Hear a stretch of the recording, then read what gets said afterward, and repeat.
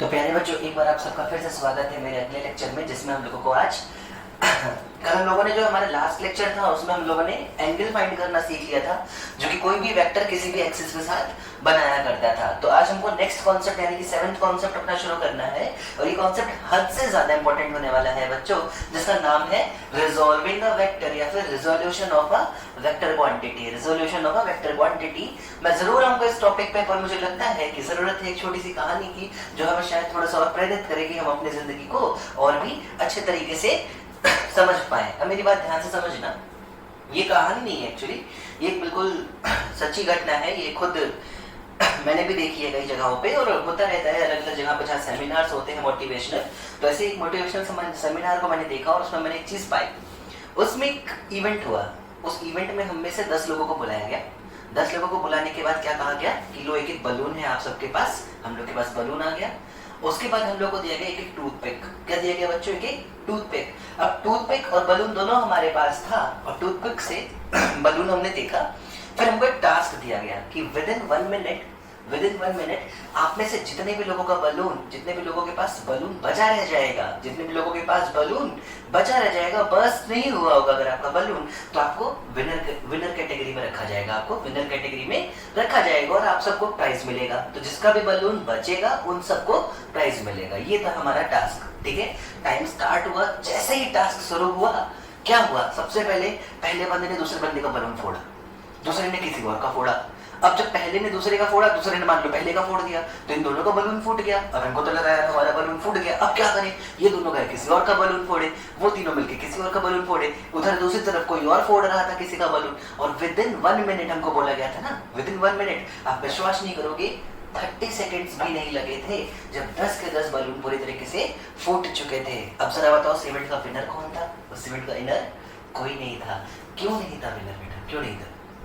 इसलिए नहीं था विनर क्योंकि रूल को दोबारा सुनते हैं। रूल वाज 1 मिनट के बाद आप में से जितने लोगों का बलून बचा होगा, they all will be winner. हमने क्या किया? हमने खुद को जिताने की कोशिश नहीं की। क्या मैंने अपना बलून बचाने की कोशिश की? नहीं। मैंने क्या किया? मैंने तो दूसरे का बलून फोड़ने की कोशिश की ना। This is what we are doing in life also यार। हमें जब जीतना है, हमें जब सक्सेस पानी है, तो हम खुद पे मेहनत नहीं कर रहे हैं, हम दूसरे को हराने की कोशिश करते हैं। आपके आसपास में से बहुत से लोग हो सकते हैं जो आपको बहुत डिमोटिवेट करने की कोशिश कर रहे हैं बच्चों, लेकिन आपको उनकी बातों में आने की जरूरत नहीं है। दूसरी जो इंपॉर्टेंट बात मुझे इस कहानी से आपको सिखानी थी, वो ये है कि आने वाले 2 सालों में बेटा बहुत पेपर्स होंगे, बहुत तुम्हारे सेंटर्स में टेस्ट हुआ करेंगे, या तुम कहीं बाहर टेस्ट वगैरह देते रहा करोगे। प्लीज अपने मार्क्स को किसी और के मार्क्स से कंपेयर करने की जरूरत नहीं है। आप हर बार सिर्फ खुद को ही इम्प्रूव कर लो। आप खुद में ही कंपटीशन रखोगे तो शायद आप ज्यादा सक्सेसफुल रहोगे, rather than दूसरे को हराने के चक्कर में पड़ने से। तो अगर आपके मार्क्स पहले टेस्ट में कम है तो छोटा सा टारगेट बढ़ा दो, 5 नंबर 10 नंबर, और अगले टेस्ट में उतना ही मार्क्स और ज्यादा लाके दिखाओ। सिर्फ खुद को हराओ, दूसरों को हराने के लिए पढ़ना बंद करना होगा हमको। तो याद रखना, इंपॉर्टेंट ये है कि आप जिस कंपटीशन की तैयारी कर रहे हो उसमें सिर्फ एक सीट नहीं है, उसमें बहुत सी सीटें हैं, बहुत सारे विनर्स एक साथ बनने वाले हैं, और हम भी उन विनर्स में हो सकते हैं अगर हम दूसरों को हराने की जगह बच्चों खुद पे काम करना शुरू करें। तो ये कहानी थी, काफी अच्छी कहानी थी, और मुझे लगता है आपने काफी कुछ सीखा भी होगा। अब मैं लौट के आता हूँ टॉपिक पे, क्योंकि समय मुझे बिल्कुल भी वेस्ट नहीं करना है। तो रिजोल्यूशन ऑफ अ वेक्टर एक कॉन्सेप्ट होता है जो क्या कह रहा है, बिल्कुल ध्यान से सुनो। मैं तुम्हें एक वेक्टर बना के दिखाता हूं। देखो, मान लो मेरे पास एक वेक्टर है कुछ ऐसा। ये एक वेक्टर है मेरे पास, और इस वेक्टर का मैग्नीट्यूड कितना दे रखा है बच्चों? ध्यान से देखना, 5 यूनिट्स। और ये एक्स एक्सिस से मान लो 37 डिग्री पे है। कितने डिग्री पे बच्चों? 37 डिग्री पे है। अब मेरी बात ध्यान से सुनो, मेरी बात बिल्कुल ध्यान से सुनो। क्या तुम लोग ये ट्रायंगल देख पा रहे हो? क्या तुम लोग ये ट्रायंगल देख पा रहे हो? हाँ सर, देख पा रहे हैं। जरा मुझे एक बात बताओ, क्या तुम्हें ट्रिग्नोमेट्री में sin 37, cos 37, tan 37 ऐसी वैल्यूज याद है? हाँ सर याद है। एक ट्रायंगल हुआ करता है 3, 4 और 5, जिसकी मदद से हम सारे ट्रायंगल्स को हम लोग ने याद रखना सीखा था। तो अगर तुमने सीखा था, मैंने ये अब सिखाऊंगा यहाँ पे, तुमने सीखा था तो तुम्हें याद होगा cos 37 हुआ करता है बच्चों 4/5, और sin 37 बच्चों हुआ करता है, sin 37 हुआ करता है 3/5। चलो मेरी बात ध्यान से सुनो, मान लेता हूँ ये x एक्स एक्सिस में जो ये मैंने डॉट लाइन बनाई है ये एक्स के बराबर हो और वाई एक्सिस में ये जो लाइन बनाई मैंने ये वाई के बराबर हो। क्या मैं ट्रिग्नोमेट्री लगा के इस ट्रायंगल में मैं एक्स और वाई की वैल्यू फाइंड कर सकता हूँ? बिल्कुल कर सकते हो सर। देखो कैसे करोगे सर, जरा cos 37 निकाल लो आप। क्या निकाल लो सर? cos 37। देखो भाई मैं cos 37 निकालता हूँ। क्या cos थीटा होता है बेस अपॉन हाइपोटेन्यूज। हाँ, तो cos 37 होगा बच्चों x अपॉन 5, पर cos 37 तो होता है सर 4 अपॉन 5। कितना होता है बच्चों? 4 अपॉन 5। जैसे ही मैं इसको कंपेयर करूंगा बच्चों, क्या मुझे x 4 यूनिट्स के बराबर मिलेगा? हाँ सर बिल्कुल सही है। सिमिलरली sin 37 होता है सर, sin 37 होता है सर परपेंडिकुलर अपॉन हाइपोटेन्यूज। क्या इस ट्रायंगल के लिए, इस एंगल के लिए ये परपेंडिकुलर है? हाँ सर। तो क्या हाइपोटेन्यूज की वैल्यू 5 है? हाँ सर। पर sin 37 तो होता है 3 अपॉन 5। फिर से अगर मैं इनको कंपेयर करूं तो बच्चों y की वैल्यू कितनी निकल के आएगी सर? 3 units sir, 3 units. जरा इतनी चीज को आप जल्दी से अपनी कॉपी में नोट करो। मैं क्या सिखाना चाहता हूं मैं आपको दिखाता हूं। देखो ध्यान से, देखो ध्यान से। इसको नोट कर लिया? शाबाश। अब देखो ध्यान से। मैंने क्या किया, अगर आपको याद हो तो मैंने x में जो वैल्यू पाई थी, x की जो वैल्यू पाई थी, सॉरी, क्या वो 4 के बराबर थी? हाँ सर। तो जब मैं ओरिजिन से शुरू करके 4 कदम x में चला, फिर 3 कदम y में चला, तो क्या मैं एग्जैक्टली उसी पॉइंट पे पहुंच गया जहां ये वेक्टर मुझे पहुंचाना चाहता था? हाँ सर, आप बिल्कुल उसी पॉइंट पे पहुंच गए। क्या मैंने जो बोला वो तुम समझ पा रहे हो? मैंने ओरिजिन से जब x में 4 कदम चला और फिर मैं y में जब 3 कदम चला, तो क्या मैं एग्जैक्टली उसी पॉइंट पे पहुंच गया? क्या मैं उसी पॉइंट पे पहुंच गया जहां ये वेक्टर मुझे पहुंचाना चाहता था? हाँ सर, आप तो उसी पॉइंट पे पहुंच गए। अब देखो मैं 2 बातें कर रहा हूं। मैं ऐसे बोलूं कि 5 यूनिट का एक वेक्टर जो x एक्सिस से 37 डिग्री पे है, या एक वेक्टर जो x में 4 है और y में 3 है। सुनो ध्यान से, 5 यूनिट का एक वेक्टर जो x एक्सिस से 37 डिग्री पे है, या एक वेक्टर जो x में 4 है और y में 3 है, क्या ये दोनों वेक्टर एक ही जगह पहुंचा रहे हैं मुझको? हाँ सर, ये दोनों वेक्टर तो एक ही जगह पहुंचा रहे हैं। क्या दोनों ही केस में मैं सेम पॉइंट पे पहुंच के आता हूँ? हाँ, मैं बिल्कुल सेम पॉइंट पे पहुंच के आ रहा हूँ। तो देखो, क्या मैं ऐसे नहीं लिख सकता, क्या मैं ऐसे नहीं कह सकता कि मान लो ये एक वेक्टर है ए वेक्टर, ये क्या है बेटा? ए वेक्टर। ए वेक्टर को कैसे लिखूंगा मैं? ए वेक्टर एक ऐसा वेक्टर है जिसका मैग्नीट्यूड कितना है बच्चों? 5 यूनिट्स, और इसकी डायरेक्शन क्या है? एक्स एक्सिस से 37 डिग्री। तो देखो, मैं ए वेक्टर को पूरा प्रॉपर तमीज से अगर लिखूं, अगर मैं बिल्कुल तमीज से लिखूं, तो देखो मैं क्या लिखूंगा? ए वेक्टर को, मैं ए वेक्टर को लिखा करूंगा, ए वेक्टर कंप्लीट कैसे है? 5 units at 37 degree from x axis. ऐसे लिखूंगा ना? हाँ सर, बिल्कुल आप ऐसे लिख सकते हो, कोई बुराई नहीं है। क्या अभी जो मैंने तुमको एक चीज बताई उसके अकॉर्डिंग मैं ऐसे भी तो लिख सकता हूं कि ए वेक्टर एक्चुअली 2 वेक्टर्स के सम के बराबर है। कितने वेक्टर्स के सम के बराबर है सर? 2 वेक्टर्स के सम के बराबर है। कौन कौन से हैं वो 2 वेक्टर सर? एक है x डायरेक्शन में 4 यूनिट का और एक है y डायरेक्शन में 3 यूनिट का। तो क्या मैं ऐसे नहीं लिख सकता हूं कि ए वेक्टर एक्चुअली है 4 along x axis plus 3 along y axis? क्या मैं ए वेक्टर को 4i cap plus 3j cap नहीं लिख सकता? हाँ सर, बिल्कुल लिख सकते हो आप। जरा चेक कर लो, चेक कर लो, जरा बताओ इसका मैग्नीट्यूड कितना होगा sir? Under root of 4 square plus 3 square, मतलब कि अंडर रूट ऑफ 16 प्लस 9, मतलब कि अंडर रूट ऑफ 25। और देखो ध्यान से, निकल के आगे ना बच्चों 5 यूनिट के बराबर, निकल के आगे ना बच्चों 5 यूनिट के बराबर। सर क्या समझाना चाहते हो? समझो ध्यान से। रिजोल्यूशन ऑफ वेक्टर ये कहता है, रिजोल्यूशन ऑफ वेक्टर ये कहता है कि हम किसी भी वेक्टर को उसके कंपोनेंट्स में ब्रेक कर सकते हैं, उसके कंपोनेंट्स में ब्रेक कर सकते हैं। बस ब्रेक करते समय हमें बात ध्यान में ये रखनी है, ब्रेक करते समय हमें बात ध्यान में ये रखनी है कि वो दोनों ही कंपोनेंट हमेशा आपस में परपेंडिकुलर होने चाहिए, दोनों ही कंपोनेंट हमेशा आपस में परपेंडिकुलर होने चाहिए। तो देखो ये ध्यान से देखो, क्या इस 5 का एक कंपोनेंट मैंने x में तोड़ दिया, क्या एक कंपोनेंट मैंने y में तोड़ दिया, तो अब मैं इस वेक्टर को ऐसे पढ़ूं या ऐसे पढ़ूं, कोई डिफरेंस नहीं है। दूसरी बात, कंपोनेंट करने से ना तो वेक्टर का मैग्नीट्यूड बदल जाएगा, ना तो उसकी डायरेक्शन बदलेगी। कंपोनेंट करने से या रिजॉल्व करने से किसी वेक्टर को ना तो उसके मैग्नीट्यूड पर कोई असर पड़ता है, ना ही उसके डायरेक्शन में कोई असर पड़ता है।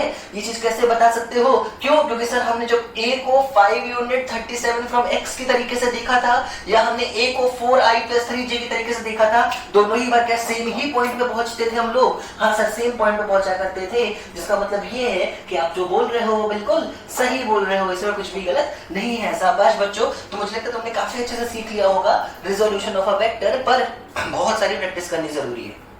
अब मेरी बात सुनो। तो रिजोल्यूशन ऑफ अ वेक्टर में रिपीट कर रहा हूं, ध्यान से समझना। पहली बात तो ये कि रिजोल्यूशन ऑफ अ वेक्टर ये कहता है कि हम किसी भी वेक्टर क्वांटिटी को उसके दो कंपोनेंट्स में ब्रेक कर सकते हैं, प्रोवाइडेड दोनों कंपोनेंट्स आपस में परपेंडिकुलर होने चाहिए। क्या ऐसा कहीं कहा है कि हमेशा x और y में ही तोड़ना है? ऐसा कुछ नहीं है। देखो ध्यान से, ये तो है स्टैंडर्ड, हम पढ़े हुए हैं, इसलिए मैं ऐसे भी लिख सकता हूं। मान लो ये एक वेक्टर था 5, मैं इसका एक कंपोनेंट ऐसे तोड़ दूं इधर 20 डिग्री इधर, मान लीजिए कुछ भी निकल के आ रहा था, कुछ भी मान लो x निकल के आ रहा था, मान लीजिए p निकल के आ रहा था। तो देखो यहां से 70 डिग्री पे एक और कंपोनेंट भी हो सकता है q, ये p और q भी हमेशा इसी को दे रहे होंगे। तो किसी भी दो वेक्टर्स में तुम तोड़ सकते हो, बस वो दोनों वेक्टर्स आपस में क्या होने चाहिए बच्चों? परपेंडिकुलर होने चाहिए। और तोड़ते समय ये बात दिमाग में होना चाहिए कि उन दोनों वेक्टर का रिजल्टेंट वापस हमको इनिशियल वेक्टर ही मिल जाए हमारा, या फिर ओरिजिनल वेक्टर ही मिल जाए। कंपोनेंट्स ऐसे होते हैं जिनकी वजह से ना तो मैग्नीट्यूड में वेक्टर के कोई फर्क पड़ेगा और ना तो डायरेक्शन में कोई फर्क पड़ेगा। सर x और y में, हाँ बेटा, क्योंकि जनरली तो हम x और y ही पढ़ते हैं ना, तो क्यों ना हम चीजों को x और y में समझना शुरू करें। बहुत ध्यान से देखो मैं क्या कहना चाहता हूं, बहुत ध्यान से देखो।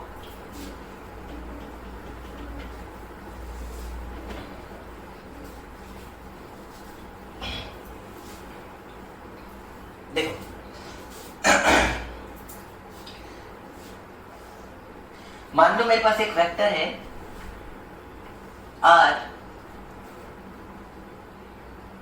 r वेक्टर है जिसका मैग्नीट्यूड मान लेते हैं मॉड ऑफ r वेक्टर। ये थीटा एंगल पे है, मान लेते हैं x एक्सिस से। ये कितना एंगल पे है बेटा? थीटा एंगल पे है x एक्सिस से। तो इस r वेक्टर के हमेशा दो कंपोनेंट किए जा सकते हैं, एक x में आ जाएगा और बच्चों दूसरा y में आ जाएगा। और वो कितना कितना होता है तो बहुत ध्यान से देखो। मैं फिर से इसको ऐसे डॉट से बना के अगर तुम्हें एक ट्रायंगल दिखाऊं तो देखो ये है x।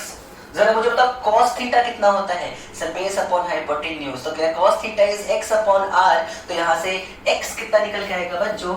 x निकल के आएगा r cos थीटा, y निकल के आएगा r sin थीटा, और मैं r वेक्टर को लिख कैसे सकता हूं?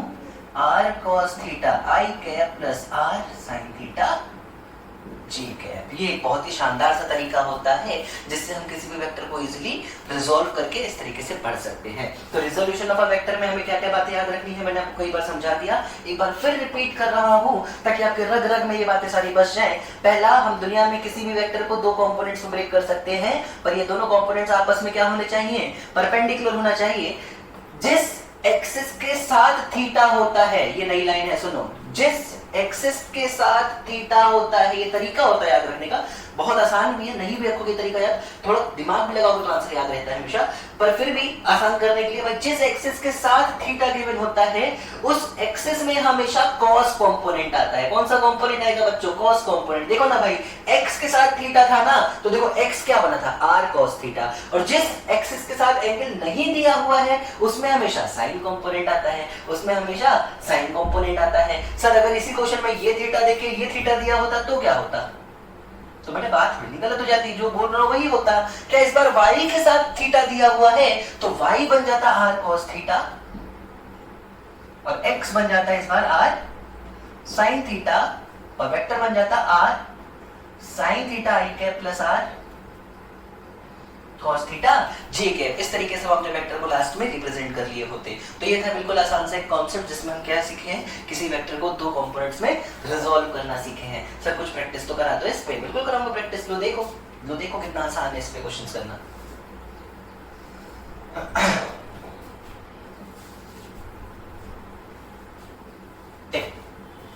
एक क्वेश्चन करते हैं, बहुत ही सिंपल सा क्वेश्चन है, बहुत ही सिंपल सा क्वेश्चन है कि एक बॉडी है, ओरिजिन पे रखी हुई है। कहाँ रखी है बच्चों? ओरिजिन पे रखी हुई है। इसका मास है 2 kg। कितना मास है बच्चों? 2 kg। इस पे फोर्स लग रहा है, कितना फोर्स लग रहा है सर?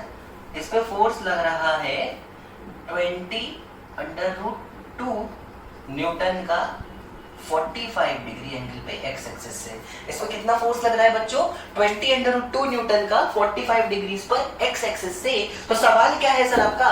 सवाल ये है कि बताओ कितना फोर्स लग रहा है एक्स डायरेक्शन में और कितना फोर्स लग रहा है वाई डायरेक्शन में। Find the magnitude of force along x and y axis respectively. तो देखो ध्यान से, क्या मुझे इस वेक्टर के दो कंपोनेंट करने पड़ेंगे? क्या एक कंपोनेंट इस डायरेक्शन में आएगा जो एक्स में आएगा, क्या वही एक्स कंपोनेंट ऑफ फोर्स हो जाएगा? हाँ। क्या एक कंपोनेंट y में आएगा वही y कंपोनेंट ऑफ फोर्स हो जाएगा? हाँ। कैसे करते हैं सर? मैं डायरेक्ट करूंगा इस बार सर, बहुत आसानी से करूंगा। क्या x एक्सिस के साथ एंगल 45 दे रखा है? हाँ सर बिल्कुल दे रखा है। तो क्या x में एक कंपोनेंट आएगा f cos 45। क्यों सर ऐसा क्यों किया? क्योंकि मैंने अभी भी तुमको याद कराया बच्चों, जिस एक्सिस के साथ एंगल दिया होगा उसमें हमेशा cos कंपोनेंट आता होगा। तो अगर मैं पूछूं फोर्स अलोंग x को मैं अगर fx से लिखता हूं बच्चों, तो fx कितना निकल के आएगा? f cos 45। क्या मुझे बेटा तुम cos 45 की वैल्यू बताओगे? हाँ सर बिल्कुल बताएंगे। क्या वो 1/√2 होती है? हाँ सर। क्या √2 से √2 कैंसिल हो सकता है? हाँ सर। तो x डायरेक्शन में कितना फोर्स आया बच्चों? 20 न्यूटन के बराबर आएगा। सिमिलरली Fy कितना आएगा बच्चों? Fy कितना आएगा? Fy आएगा 20√2 sin 45। जिसके साथ एंगल नहीं दिया है उसमें हमेशा साइन कंपोनेंट जाता है। क्या sin 45 भी 1/√2 होता है? हाँ सर बिल्कुल। क्या √2 से √2 कैंसिल हो सकता है? हाँ सर। यहाँ से Fy कितना आएगा बच्चों? 20 न्यूटन के बराबर। चलो अब मेरी बात सुनो ध्यान से। क्या हम लोगों ने x और y में कंपोनेंट निकाल लिया फोर्स का? बिल्कुल निकाल लिया। क्या क्वेश्चन में बॉडी का मास दे रखा है 2 kg? हाँ। तो अब मैं अगर तुमसे पूछूं, बताओ क्या एक्सेलरेशन है बॉडी का?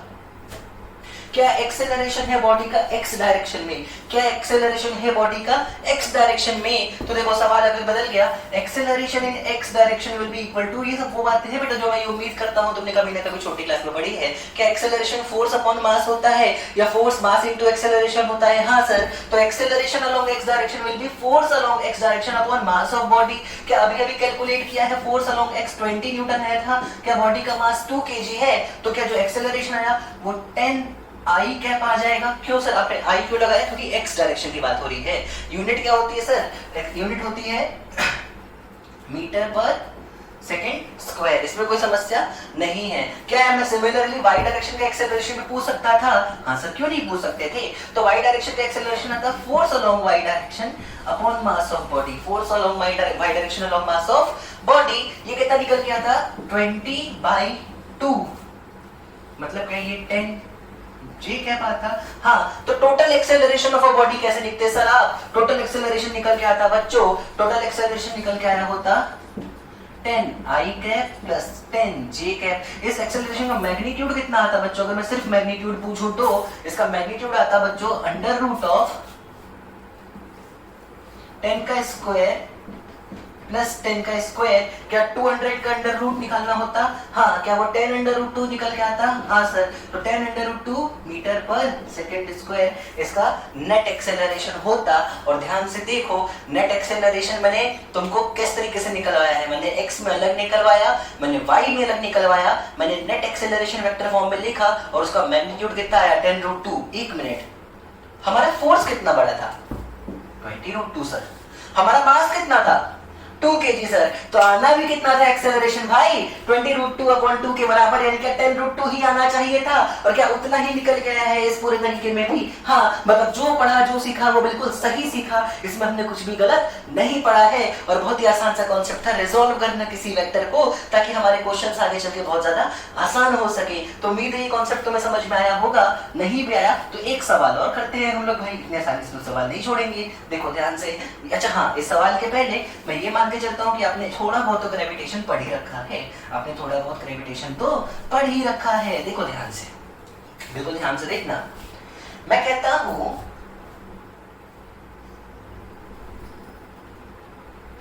कि एक स्ट्रिंग है,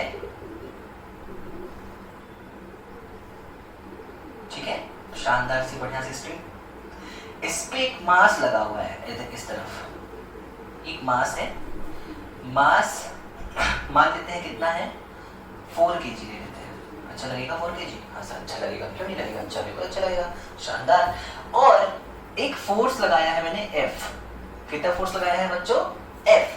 अब ध्यान से समझो, प्रैक्टिकली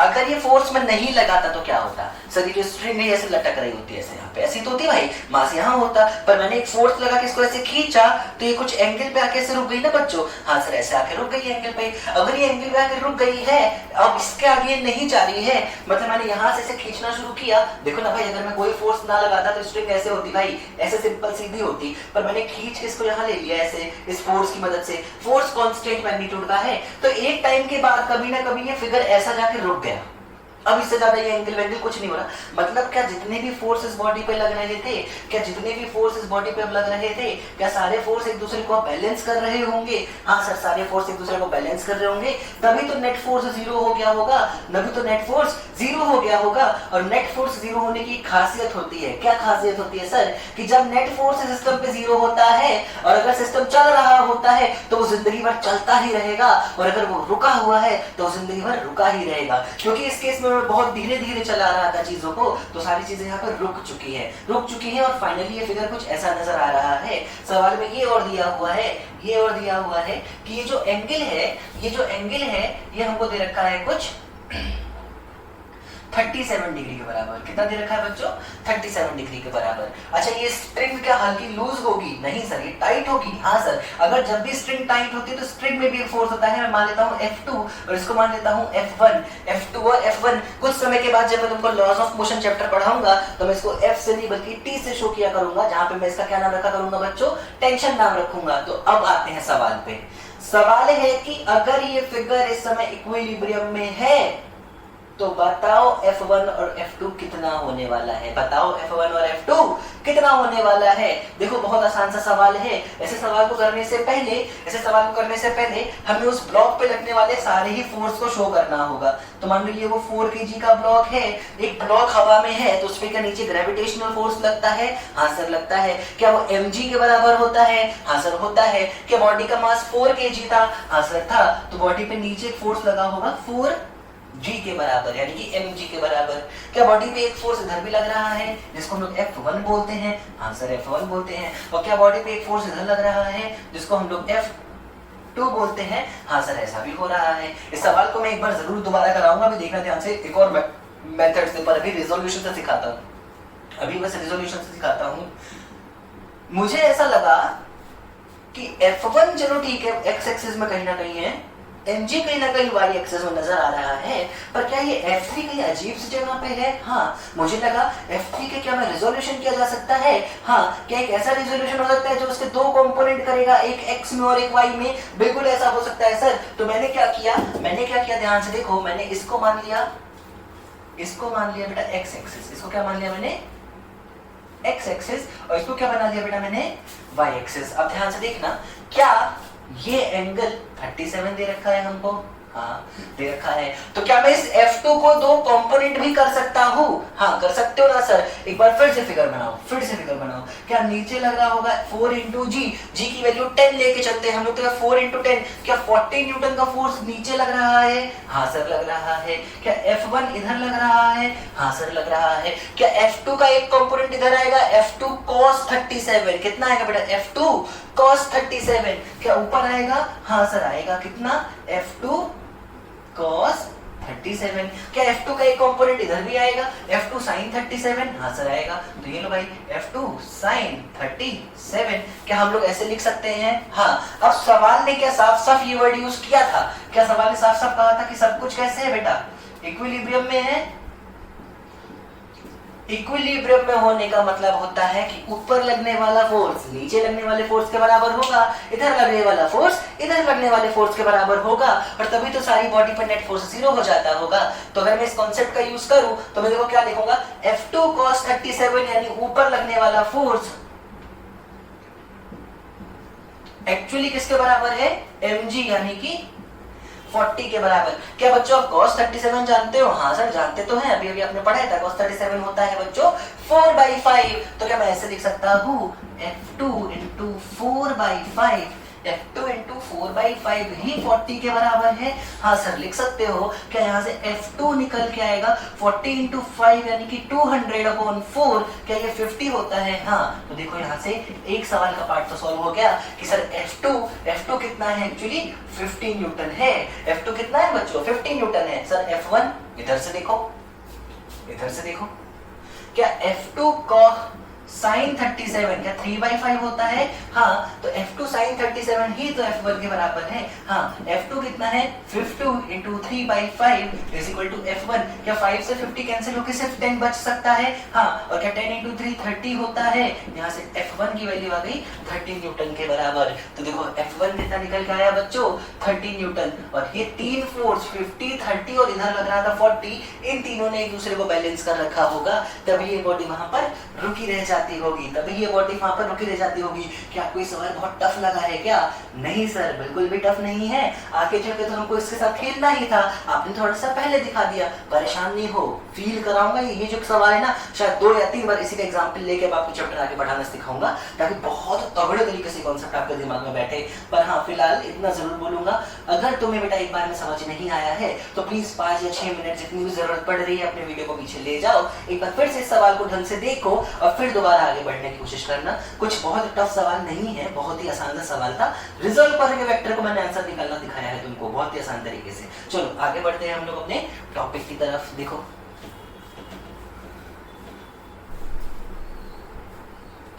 एक और छोटी सी कॉन्सेप्ट है, छोटा सा कॉन्सेप्ट है जिसको सीखने के बाद हम अपने वेक्टर चैप्टर पे और स्पीड से आगे बढ़ना शुरू कर देंगे।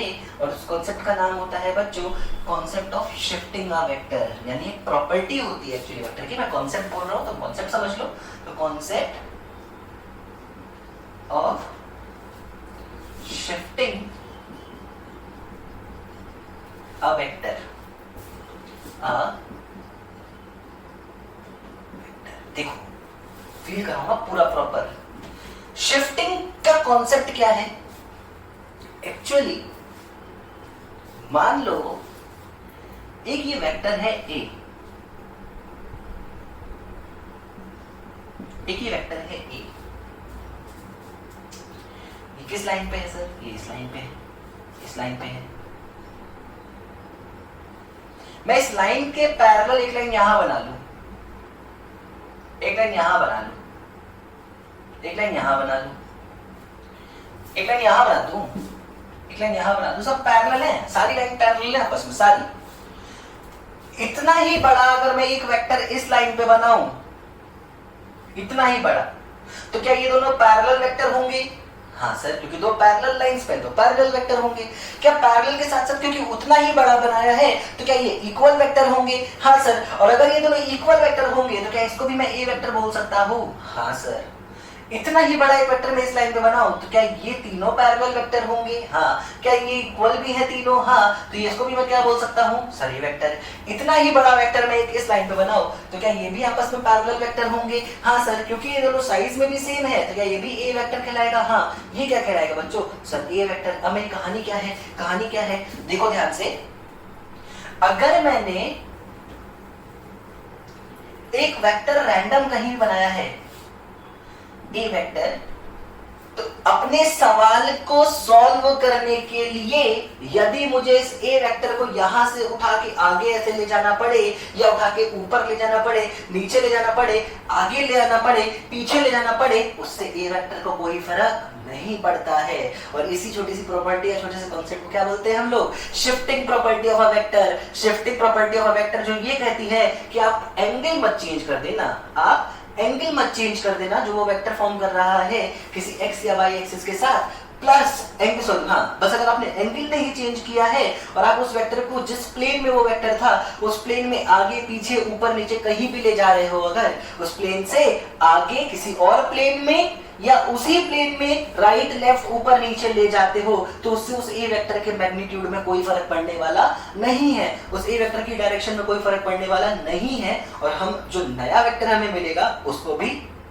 ए ही वेक्टर बोला करेंगे, उसको भी क्या बोला करेंगे बच्चों? ए ही वेक्टर बोला करेंगे। चलो शाबाश, बहुत ही आसान सा कॉन्सेप्ट था।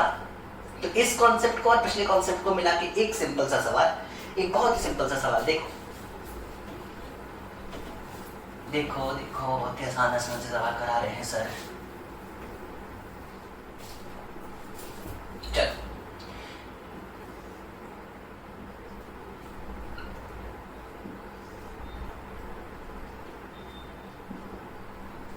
देखो, हमसे कहता है कि एक पर्टिकुलर प्लेन में एक बड़े से ऑब्जेक्ट में, कितने कैसे ऑब्जेक्ट में बच्चों? बड़े से ऑब्जेक्ट में 3 फोर्स लग रहे हैं। कैसे कैसे लग रहे हैं? कैसे कैसे लग रहे हैं? ये है पहला फोर्स, पहला प्यार नहीं बच्चों, पहला फोर्स। इस फोर्स का मैग्नीट्यूड है, मान लेते हैं कितना लेने, सर एक काम करो आप 20 न्यूटन ले लो भाई, 20 न्यूटन, तुम्हारी खुशी। ये था F1। ये है वो दूसरा फोर्स जो कि नीचे लग रहा है, कितना सर? ये लग रहा है 15 न्यूटन का। चलो बढ़िया, शाबाश। अब ये एक तीसरा फोर्स, ये एक तीसरा फोर्स यहां पे ये लग रहा है कुछ ऐसा।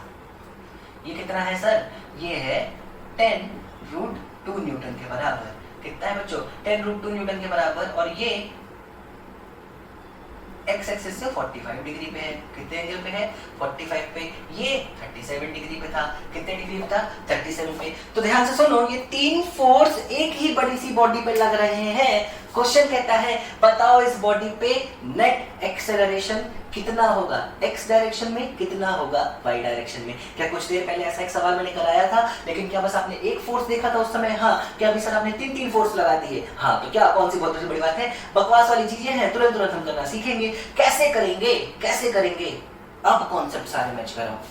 पिछला सवाल याद आ रहा है? पिछला जिसमें हमको एक बॉल पे 3 फोर्स लग रहे थे और हमने उसका इक्विलिब्रियम वाला सवाल किया था। पहले हम उसको इस तरीके से कन्वर्ट करते हैं। कैसे सर? शिफ्टिंग प्रॉपर्टी का यूज करके इसका सॉल्यूशन देखो भाई, बहुत ही आसान सा सॉल्यूशन दिखा रहा हूं मैं तुम लोगों को।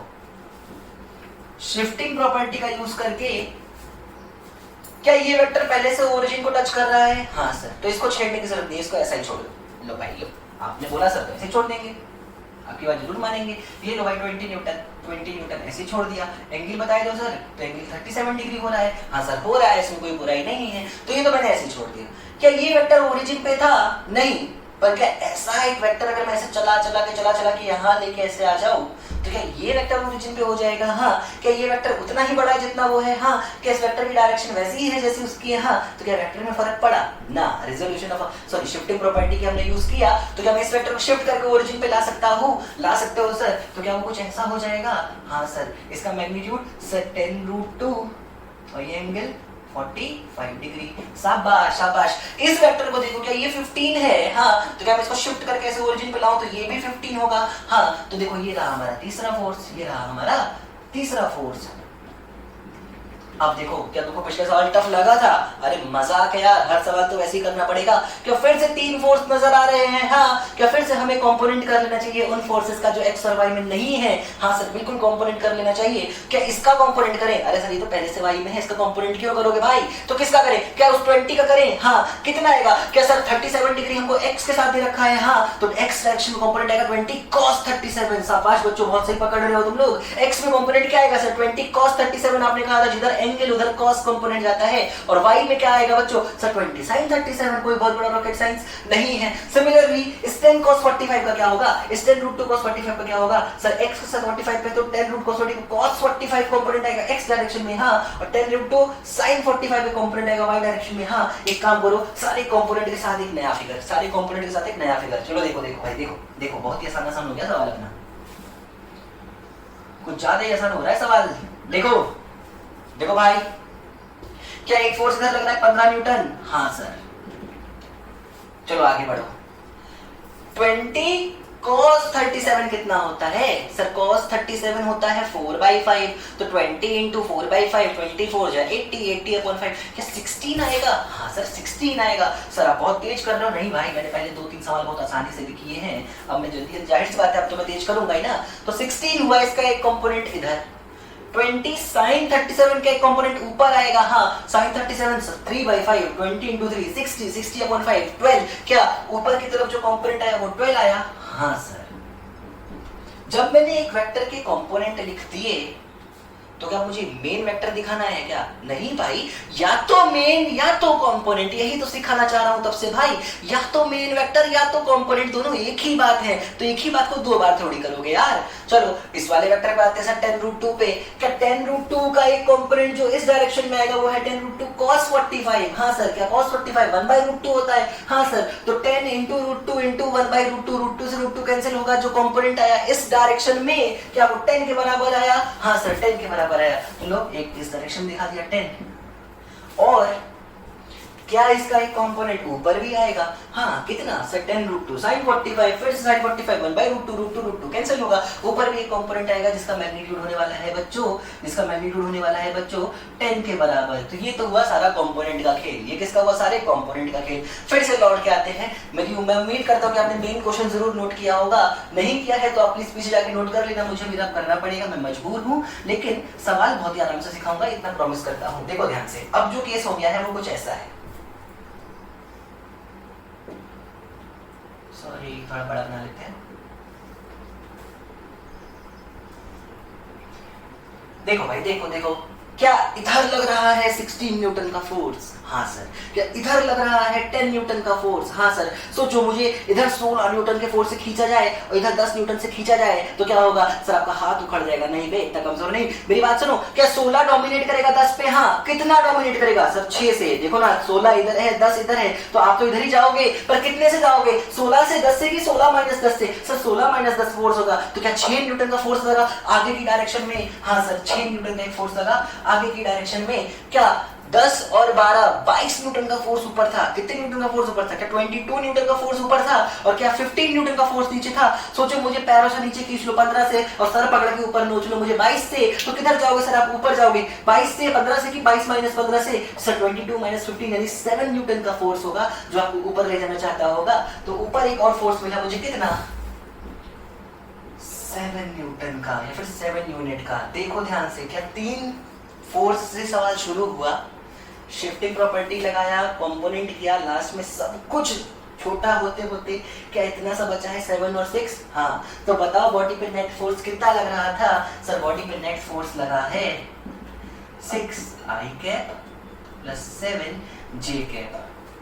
अगर बॉडी का मास दिया हो, मैं बढ़ा रहा हूं सवाल को आगे, मान लो बॉडी का मास दिया होता 4 kg या 2 kg, तुमसे कहता x डायरेक्शन में उसकी एक्सेलरेशन बताओ, साथ साथ डायरेक्शन में बताना, पॉजिटिव x है कि नेगेटिव। तो आंसर होता सर 6 है फोर्स x डायरेक्शन का, 2 है मास बॉडी का, तो 6/2 3 मीटर पर सेकेंड स्क्वायर से वो x में जा रही होती, और वो भी पॉजिटिव x में।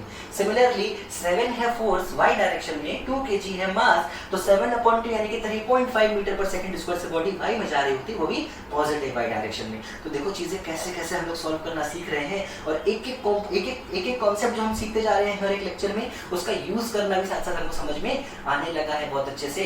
तो शाबाश बच्चों, ये छोटा सा कॉन्सेप्ट था, हम लोगों ने सारे ही कॉन्सेप्ट मेरे ख्याल से वेक्टर के कवर कर लिए हैं। नेक्स्ट क्लास में हम लोग को अब एडिशन से काम शुरू करना होगा, एडिशन सीखेंगे, सब्ट्रैक्शन, डिवीजन, मल्टीप्लिकेशन, और चैप्टर हमारा खत्म होने वाला हो जाएगा। पर हाँ, हर एक लेक्चर कुछ ना कुछ नया देगा तुमको, हर एक लेक्चर कुछ ना कुछ नया देगा, इसलिए प्लीज सारे लेक्चर को अच्छे से देखो, प्लीज जो भी चीजें तुमसे लेक्चर्स में पूछी जाती हैं या तुमसे कहा जाता है कि बच्चों अच्छे से नोट करो, उसे नोट करो।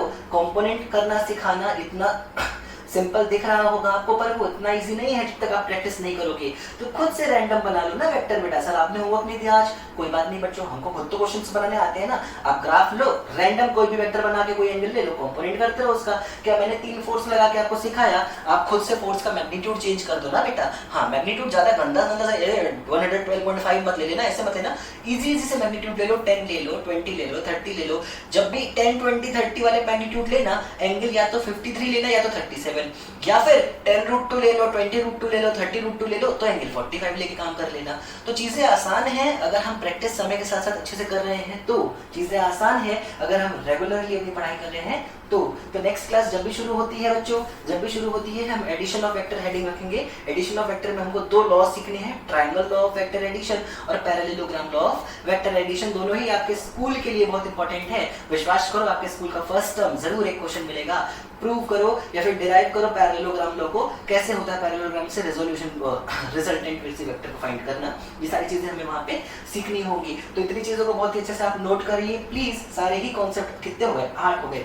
8 कॉन्सेप्ट एक बार फिर से रिवाइज कर लो ताकि नेक्स्ट लेक्चर में आपको बहुत मजा आए। चलो मुझे बहुत मजा आया आज पढ़ाने में, उम्मीद है आपको पढ़ने में भी बहुत अच्छा लगा होगा। बाकी हंसते रहो, खुश रहो, खाते पीते रहो, अपना ध्यान रखो और अपने फ्यूचर का भी ध्यान रखो। चलो थैंक यू।